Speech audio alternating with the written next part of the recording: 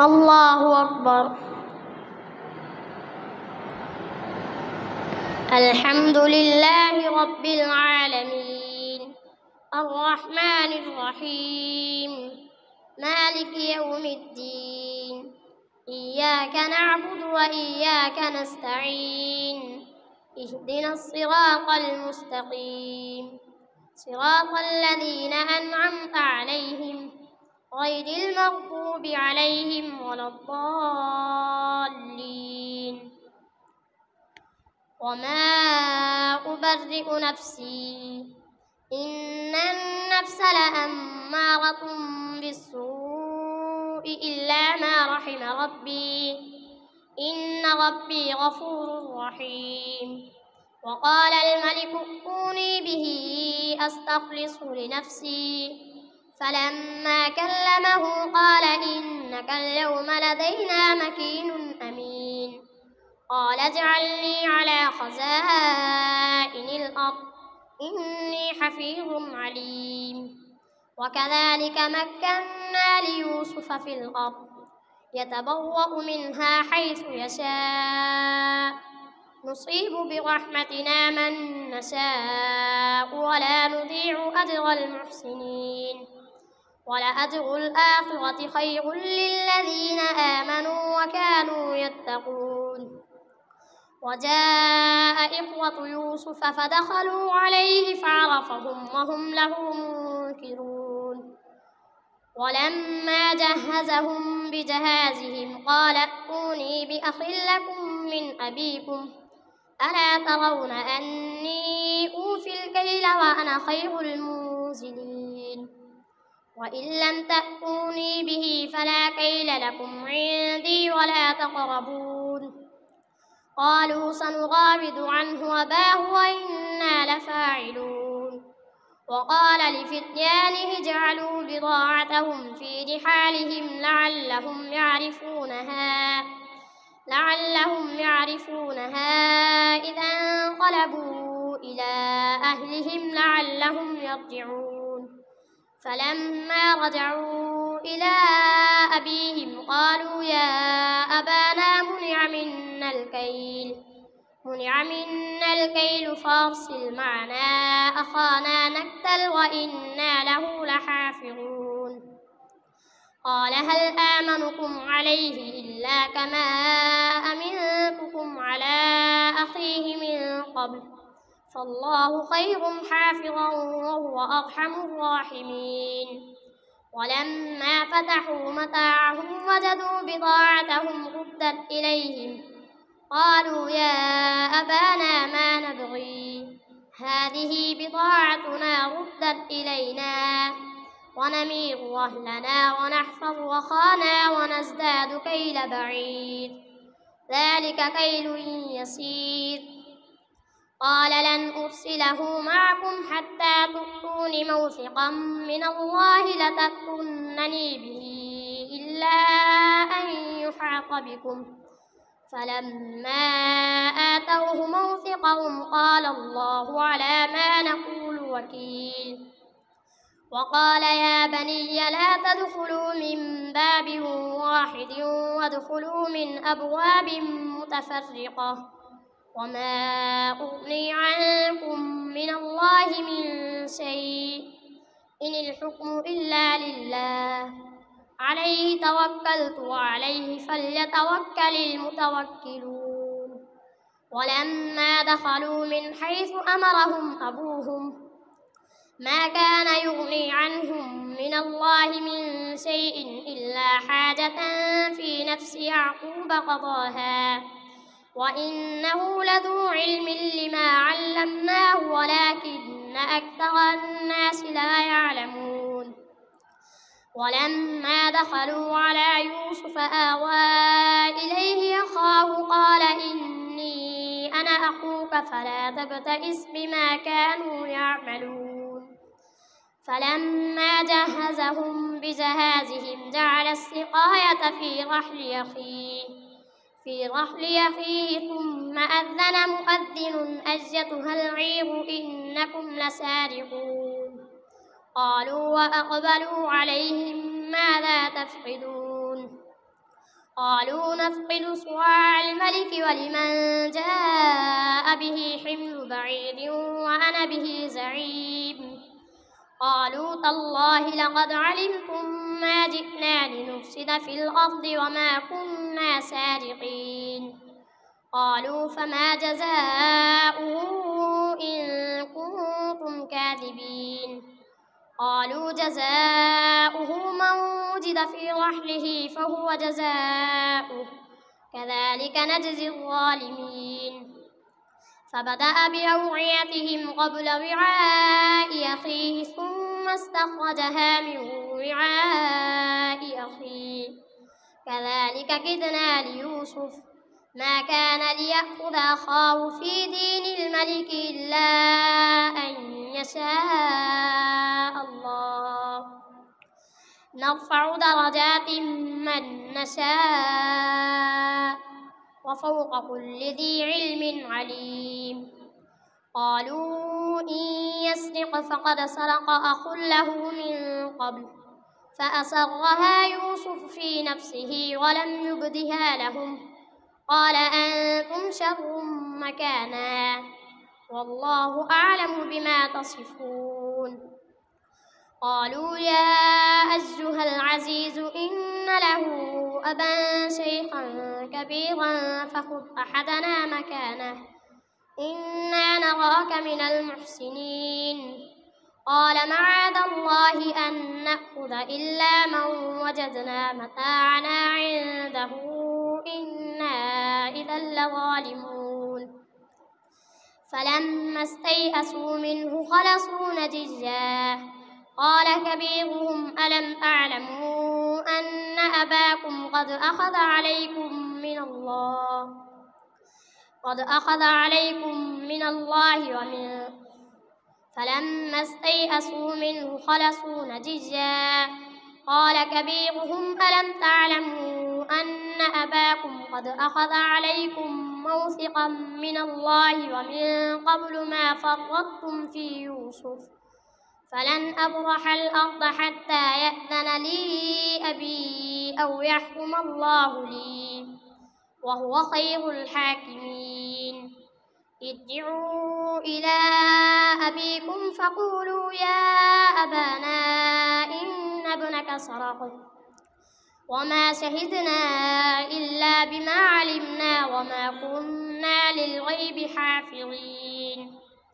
واسأل القرية التي كنا فيها والعير التي أقبلنا فيها وإنا لصادقون. قال بل سولت لكم أنفسكم أمرا فصبر جميل عسى الله أن يأتيني بهم جميعا إنه هو العليم الحكيم. وتولى عنهم وقال يا أسفا على يوسف وابيضت عيناه من الحزن فهو كظيم. قالوا تالله تفتأ تذكر يوسف حتى تكون حرضا أو تكون من الهالكين. قال إنما أشكو بثي وحزني إلى الله وأعلم من الله ما لا تعلمون. يا بني اذهبوا فتحسسوا من يوسف وأخيه ولا تيأسوا من روح الله إنه لا ييأس من روح الله إلا القوم الكافرون. فلما دخلوا عليه قالوا يا أيها العزيز مسنا وأهلنا الضر وجئنا ببضاعة مزجاة فأوف لنا الكيل وتصدق علينا إن الله يجزي المتصدقين. قال هل علمتم ما فعلتم بيوسف وأخيه إذ أنتم جاهلون. قالوا أئنك لأنت يوسف قال أنا يوسف وهذا أخي قد من الله علينا إنه من يتق ويصبر فإن الله لا يضيع أجر المحسنين.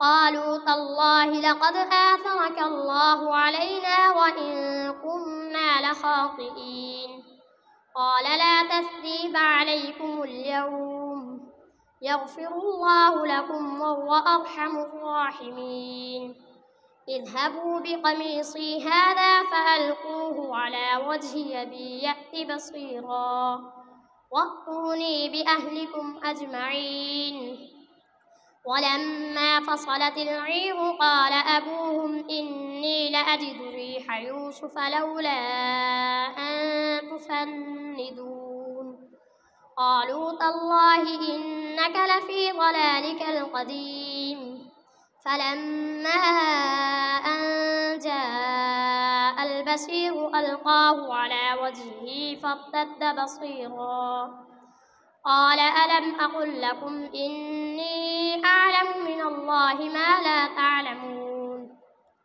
قالوا يا أبانا استغفر لنا ذنوبنا إنا كنا خاطئين قال سوف أستغفر لكم ربي إنه هو الغفور الرحيم فلما دخلوا على يوسف آوى إليه أبويه وقال ادخلوا مصر إن شاء الله آمنين ورفع أبويه على العرش وخروا له سجدا وقال يا أبت هذا تأويل رؤياي من قبل قد جعلها ربي حقا وقد أحسن بي إذ أخرجني من السجن وجاء بكم من البدو من بعد أن نزغ الشيطان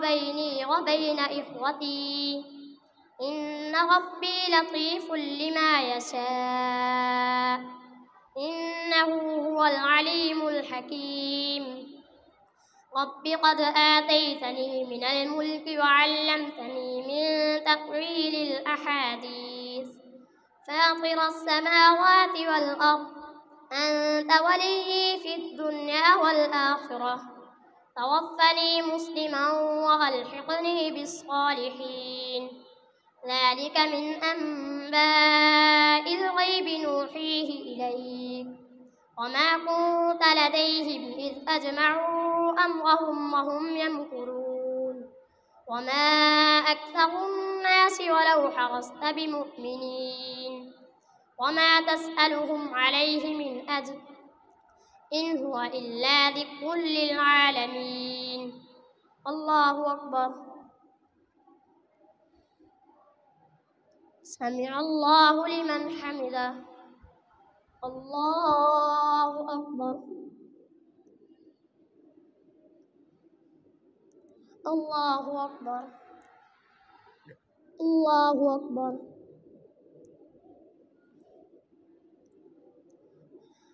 الله أكبر الحمد لله رب العالمين الرحمن الرحيم مالك يوم الدين إياك نعبد وإياك نستعين اهدنا الصراط المستقيم صراط الذين أنعمت عليهم غير المغضوب عليهم ولا الضالين وكأي من آية في السماوات والأرض يمرون عليها وهم عنها معرضون وما يؤمن أكثرهم بالله إلا وهم مشركون أفأمنوا أن تأتيهم غاشية من عذاب الله أو تأتيهم الساعة بغتة وهم لا يشعرون قل هذه سبيلي أدعو إلى الله على بصيرة أنا ومن اتبعني وسبحان الله وما أنا من المشركين وما أرسلنا من قبلك إلا رجالا نوحي إليهم من أهل القرى أفلم يسيروا في الأرض فينظروا فانظروا كيف كان عاقبة الذين من قبلهم ولدار الآخرة خير للذين اتقوا أفلا تعقلون حتى إذا استيأس الرسل وظنوا أنهم قد كذبوا جاءهم نصرنا فنجي من نشاء ولا يرد بأسنا عن القوم المجرمين لقد كان في قصصهم عبرة لأولي الألباب ما كان حديثا يفترى ولكن تصديق الذي بين يديه وتفصيل كل شيء وهدى ورحمة لقوم يؤمنون ألف لام ميم را تلك آيات الكتاب والذي أنزل إليك من ربك الحق ولكن أكثر الناس لا يؤمنون الله الذي رفع السماوات بغير عمد ترونها ثم استوى على العرش وسخر الشمس والقمر كل يجري لأجل مسمى يدبر الأمر يفصل الآيات لعلكم بلقاء ربكم توقنون وهو الذي مد الأرض وجعل فيها رواسي وأنهارا ومن كل الثمرات جعل فيها زوجين اثنين يغشي الليل النهار إن في ذلك لآيات لقوم يتفكرون وفي الأرض قطع متجاورات وجنات من أعناب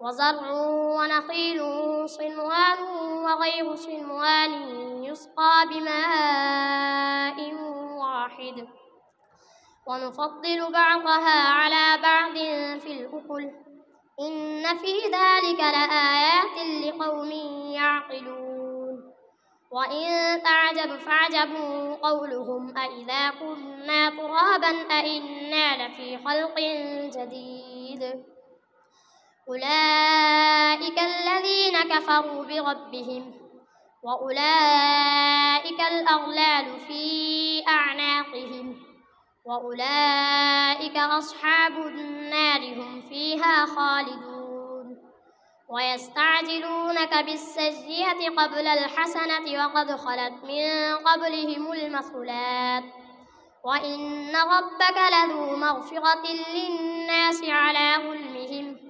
وإن ربك لشديد العقاب ويقول الذين كفروا لولا أنزل عليه آية من ربه إنما أنت منذر ولكل قوم هاد الله يعلم ما تحمل كل أنثى وما تغيض الأرحام وما تزداد وكل شيء عنده بمقدار عالم الغيب والشهادة الكبير المتعال سواء منكم من أسر القول ومن جهر به ومن هو مستخف بالليل وسارب بالنهار له معقبات من بين يديه ومن خلفه يحفظونه من أمر الله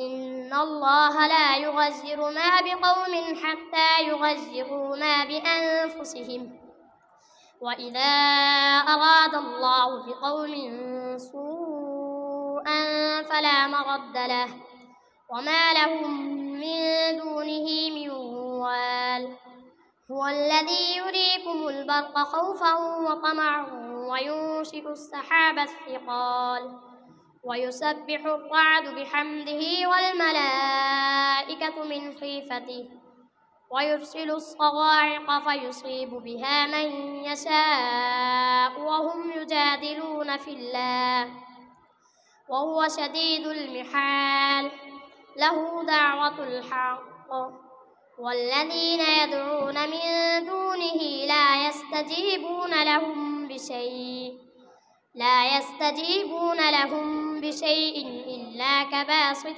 كفيه إلى الماء ليبلغ فاه وما هو ببالغه وما دعاء الكافرين إلا في ضلال.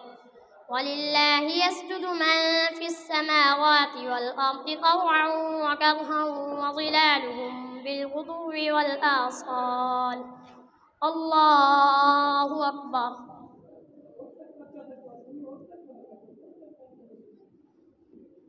الله أكبر. قل من رب السماوات والأرض قل الله. قل أفاتخذتم من دونه أولياء لا يملكون لأنفسهم نفعا ولا ضرا. قل هل يستوي الأعمى والبصير أم هل تستوي الظلمات والنور أم جعلوا لله شركاء خلقوا كخلقه فتشابه الخلق عليهم. قل الله خالق كل شيء وهو الواحد القهار.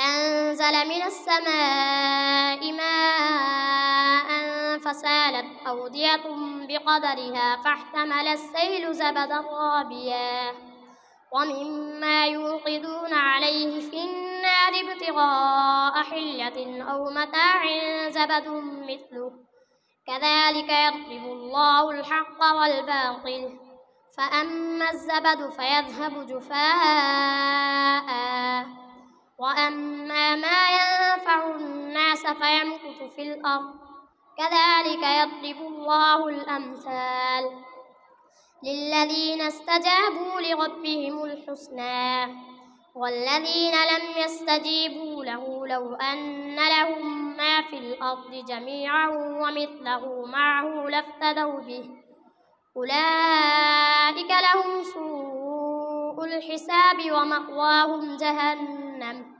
وبئس المهاد. الله أكبر.